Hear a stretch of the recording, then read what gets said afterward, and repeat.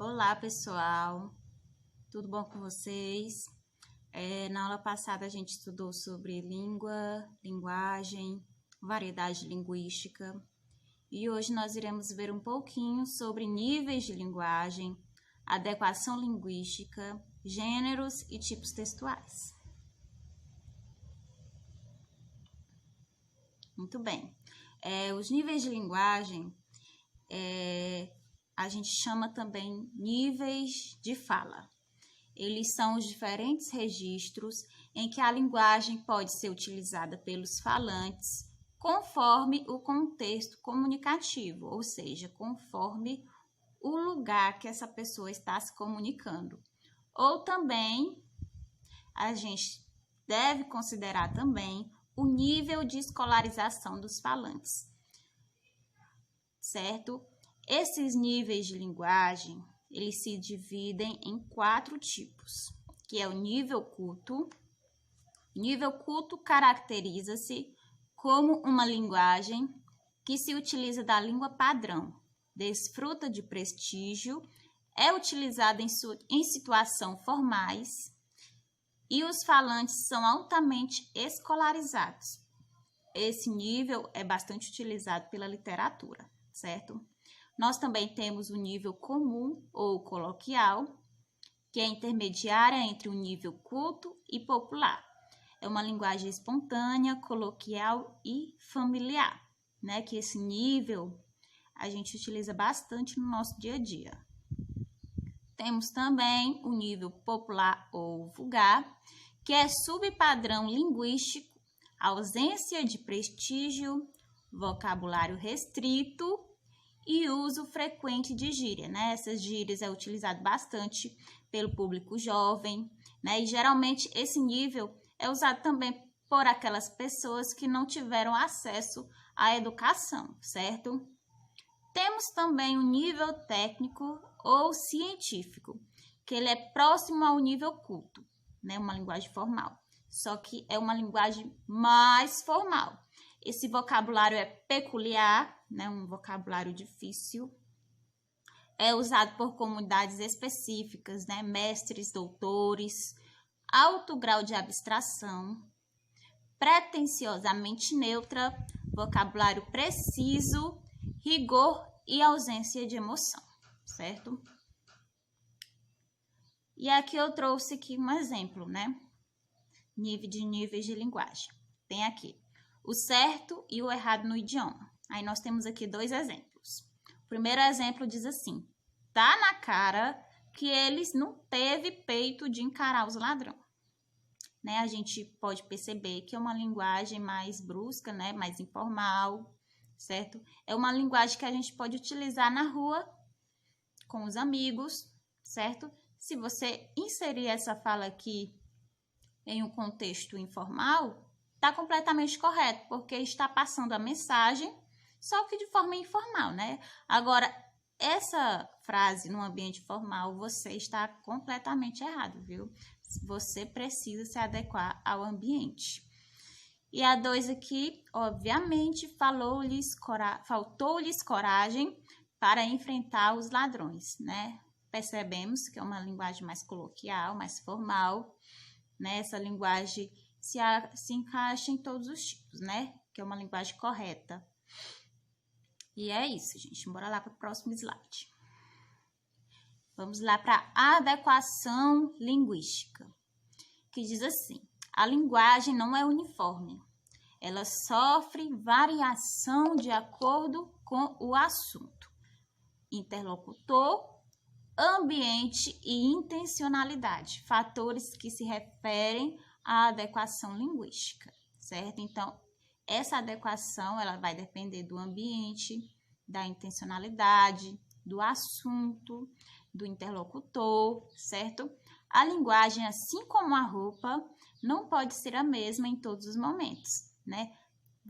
Vocês, mulheres, homens também, a gente tem um look, né, para determinadas ocasiões, né? Para a igreja a gente tem um, para uma festa, para um baile, certo? E assim como a língua, a gente também precisa se adequar à linguagem que a gente está utilizando em determinado ambiente, certo? Nas escolas.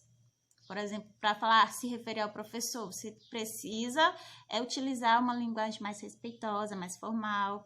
Agora, na rua com os amigos, a linguagem pode ser informal e você não está errado de jeito maneira, tá? Essa adequação linguística é a habilidade que os falantes possuem de adaptar a linguagem de acordo com a necessidade do momento. Podemos optar por 2 diferentes registros da língua portuguesa, que é a variedade padrão ou a variedade popular, também conhecida como a linguagem coloquial, certo? Cada uma dessas variedades deve ser empregada em situações específicas e ambas sem distinção.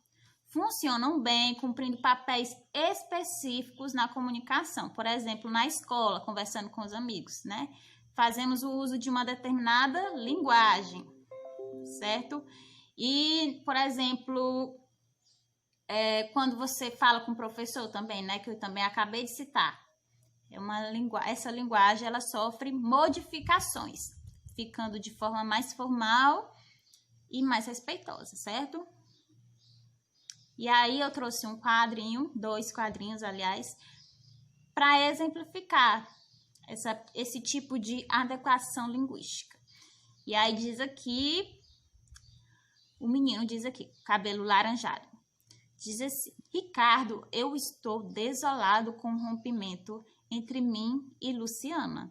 Sinto-me prestes a entrar em estado de desequilíbrio. Você percebeu aí que o amigo dele ficou até, ó, de boca aberta assim, pela forma como ele falou com ele, né? Uma linguagem formal, né? E aqui no segundo quadrinho, não sei se é o mesmo personagem, mas ele diz assim: boa noite, povo. Hoje a galera tá de boa aqui para descolar o canudo. Então, é nóis, né? Uma colação de grau, né? A pessoa fazer uma declaração dessa, todo mundo, acredito que fica perplexo, né? Então, essa pessoa aí não tem o mínimo de adequação linguística, né? Porque não se posiciona com a sua linguagem correta de acordo com o ambiente que se encontra, né? E aqui no segundo quadrinho nós temos uma entrevista de emprego. E a moça fala assim: falo fluentemente inglês, espanhol, francês, russo, italiano e alemão. E aí o entrevistador pergunta: e o português? Ela responde: aí varia. Uma pessoa falar dessa forma numa entrevista de emprego pode se encontrar desempregada, né? Sinceramente, é uma linguagem que não é recomendada para entrevistas de emprego. E, gente, agora nós iremos assistir um vídeo que trata bem sobre esses níveis de linguagem, sobre variedades linguísticas, tá? Que vocês vão gostar bastante. Com vocês, a canção daquela senhora que fala tudo do jeito dela, Zaluzejo! Eu tenho fé em Deus, né? Tudo que eu peço, Ele me ouve, né? Aí quando eu estou com algum problema, eu digo: meu Deus, me ajuda, eu estou com esse problema. Aí eu peço muito a Deus, aí eu fecho meus olhos, né? E Deus me ouve na hora que eu peço para Ele, né? E eu sou uma pessoa muito divertida e não sei falar direito. Como não sabe falar direito, Ju? Você é uma poetisa de natureza. Você reinventa as palavras. Pois é, coisa que os poetas deveriam fazer. A questão é que mais da metade do país não consegue terminar o ensino fundamental. E essas pessoas são discriminadas porque não falam o português coloquial corretamente. Pois é o seguinte, não interessa se você é letrado ou não, o que importa é se você vive aquilo que você fala. Zaluzejo! Pigilógico, taúba, seralite, sucre, graxite, fridos, aluzejo. É pigilógico, taúba, seralite, sucre, graxite, fridos, aluzejo. Pigilógico, taúba, seralite, sucrite, graxite, vridos, aluzejo. Pigilógico, taúba, seralite, sucrite, graxite, vridos, aluzejo. Toma banho depois que passa a roupa, mata. Olhar no espelho depois que almoça, entorta a boca. E o rádio diz que vai cair avião do céu. Senhora descasada namorando firme pra poder casar de verão. Quando for fazer compras no Gadefu ou movedor, a Jacto Sucrite, leite dilatado, leite integral, pra chegar na Biotécnica, Rua de Paralelepídico, pra ligada do rodoviária, telefone celular. Quando fizer calor e quiser ir pra praia de Cararatuba, cuidado com o carijangrejo. Tem que tá esbelde, não pode comer pis. Pra tirar mau hálito, toma água de chuveiro. No salão de noite tem coisa que não sei. Mulher com mulher é lesba e homem com homem é gay. Mas dizem que quem beija os dois é biccional. Só não pode falar nada quando é baile de carnaval. Se você se assustar e tiver chilique, cuidado pra não morrer de palala de cadique. Tenho medo da geladeira, aonde a gente guarda iogurte, porque no fio da tomada se cai, água pode dar cicrute. Tô comprando um apartamento e o negócio tá quase no fim. O que na verdade preocupa é o preço do condostinho. O cinecola do prédio certa vez outro dia me disse que o mundo vai acabar no ano 2000, é o que diz o Apocalipse.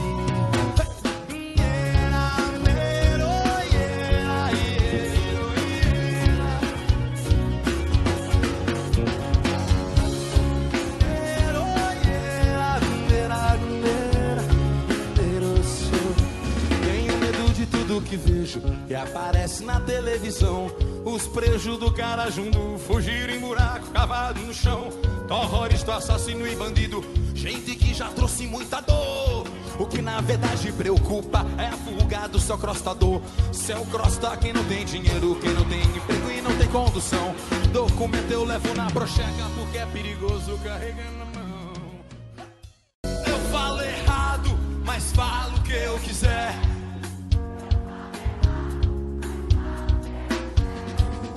Eu falo errado, mas falo o que eu querer.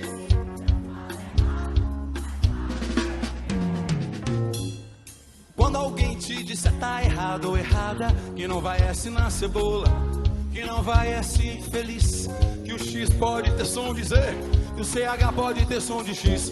Acredito que errado é aquele que fala correto e não vive o que diz. Certo, muito bem. Depois desse vídeo que foi passado para vocês, a gente pode refletir a respeito do preconceito linguístico, né, que é uma forma de discriminação social que consiste em julgar o indivíduo pela forma como ele se comunica, seja oralmente ou seja por escrito. O parâmetro desse julgamento é a chamada norma culta, ou seja, quanto mais distante da norma padrão, mais criticado e rebaixado a pessoa é. E os indivíduos que sofrem essa discriminação linguística tendem a desenvolver os problemas de sociabilidade e até mesmo psicológico. Por isso, nós precisamos entender o contexto do indivíduo que não tem ou não obteve acesso à educação, ajudá-lo e também respeitá-lo, viu, gente? Agora nós iremos dar continuidade com os tipos textuais e gêneros textuais e logo após algumas questões, certo? Então, podemos chamar de tipos textuais o conjunto de enunciados organizados em uma estrutura bem definida e facilmente identificado por suas características predominantes. O termo tipologia textual designa uma sequência definida pela natureza linguística de sua composição, ou seja, está relacionado com questões estruturais da língua, determinado por aspectos lexicais, sintáticos, relações lógicas e tempo verbal. Objetivamente, dizemos que o tipo textual é a forma como o texto se apresenta, tá bom? Vamos lá conhecer quais são os tipos textuais. Tipos textuais, nós temos a descrição, narração, dissertação, argumentação, injunção e o diálogo, tá? Vamos lá saber, né, como cada tipo textual desse se apresenta. Na descrição, revela-se pela enumeração de características de um ser, um descritivo, objeto, um ambiente, uma cena. A gente pode exemplificar um tipo textual descritivo como um laudo, um guia de viagem, um perfil em comunidade virtual, onde a pessoa descreve suas qualidades, suas características, um relatório, um texto publicitário, certo? Já a narração caracteriza-se pela enunciação de fatos, que envolve ações de narrativo, personagens encadeadas no tempo e no espaço. Um exemplo de narração é conto, fábula, lenda, mito, biografia, romance, novela, piada, crônica, notícia, relato e entre outros. Na dissertação, estrutura-se na enunciação de fatos e dados sem defender uma opinião específica, apenas expõe ideias sobre um determinado assunto, como artigo científico, seminário, palestra, verbete, reportagem, resumo, fichamento. Já na argumentação, estrutura-se no encadeamento das ideias com a finalidade de defender um determinado ponto de vista, né? Como a palavra já diz, é argumentar. Exemplos de textos argumentativos é editorial, carta de leitor, assembleia, debate, resenha, ensaio e texto de opinião. Injunção revela-se pela finalidade de persuadir o destinatário a realizar uma determinada ação, né? Que nós temos como exemplo receita de bolo, manual de instruções, regulamento, regras de jogo, receita médica, ou seja, instruir a fazer algo. E temos também o diálogo, que é um texto marcado por atos de fala. Dando continuidade, vamos para os gêneros textuais, que são textos que exercem uma função social específica, ou seja, ocorre em situações cotidianas de comunicação e apresentam uma intenção comunicativa bem definida. Os diferentes gêneros textuais se adequam ao uso que se faz deles. Vamos lá conhecer alguns gêneros. Temos aqui o gênero aventura, onde as histórias de aventura são empolgantes e cativam o leitor pela ação dos personagens. Passa por terras desconhecidas e encontrar tesouros, por exemplo, são tipos de aventura. Temos o bilhete, que tem como principal função informar alguém sobre alguma coisa. A linguagem é informal e o texto costuma ser breve. Deve-se colocar o nome do destinatário e do emissor. Temos a biografia, que é a história de vida de uma pessoa, relata vários momentos marcantes de sua existência. Temos a bula de remédio, que tem a intenção de fornecer ao paciente o máximo de informações possíveis sobre o medicamento. Traz composição, contraindicação, dosagem, reações, precauções e outras informações do medicamento. Temos a carta, que envolve um remetente e um destinatário. E é costume colocar o local, a data e iniciar com uma saudação. O assunto é livre, pois geralmente depende do que você deseja comunicar. O tamanho da escrita deve ser médio ou longo. Temos o conto de fada, que é uma história fictícia que traz elementos ou criaturas mágicas. É comum o uso de príncipes e princesas, né? Que as crianças adoram contos de fada. Temos a crônica, que é um tipo de texto que mistura jornalismo e literatura. Tem como característica forte a ironia e costuma utilizar notícias para narrar histórias fictícias com humor.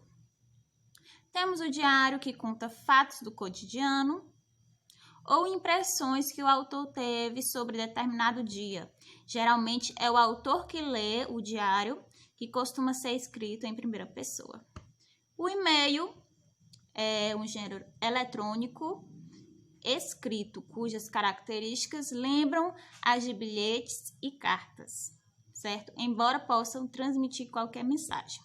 A praticidade é uma grande vantagem deste gênero textual, certo? É muito prático.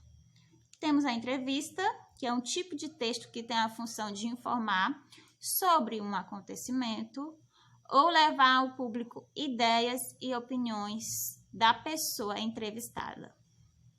Temos a fábula, que é uma narrativa curta que traz a reflexão de valores humanos. Costuma apresentar uma moral bem no final e geralmente os personagens são animais, certo? Ficção científica, história que traz elementos que não existem na realidade. Geralmente envolve tecnologia, ciência e outros planetas. Temos também o gênero informativo, que tem como principal função informar sobre acontecimentos, pessoas, lugares, entre outros. Há muitos gêneros textuais informativos. Temos a lenda, que é um tipo de narrativa passada de geração para geração e contada como se fosse uma verdade.